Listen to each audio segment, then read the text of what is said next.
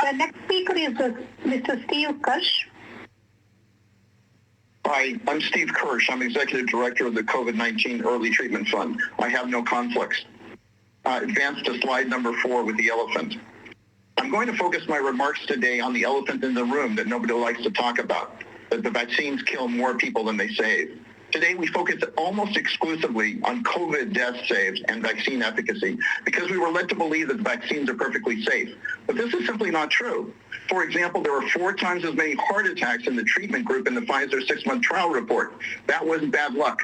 VAERS shows heart attacks happen 71 times more often following these vaccines compared to any other vaccine.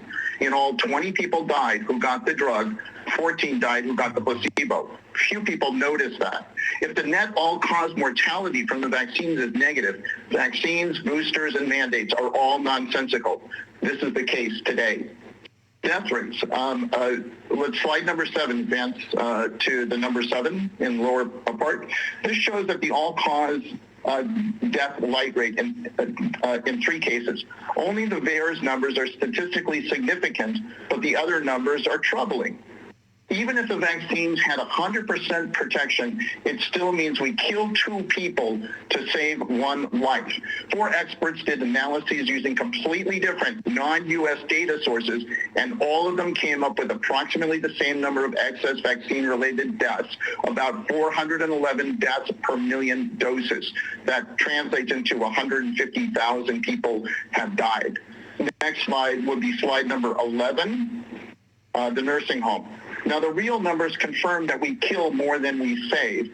And I would love everyone to look at the Israel Ministry of Health data on the 90-plus-year-olds, where we went from a 94.4% vaccinated group to 82.9% vaccinated in the last 4 months.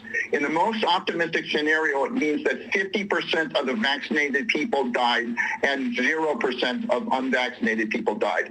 Unless you can explain that to the American public, you cannot approve the boosters. Slide number 16, please, myocarditis. The paper just posted yesterday on medRxiv entitled mRNA COVID-19 Vaccination and Development of CMR Confirmed Myopericarditis shows that the myopericarditis risk was 1 in 1,000, and that's an overall age range from 18 to 65, mean age of 33. It is not inconsistent with what the VAERS shows.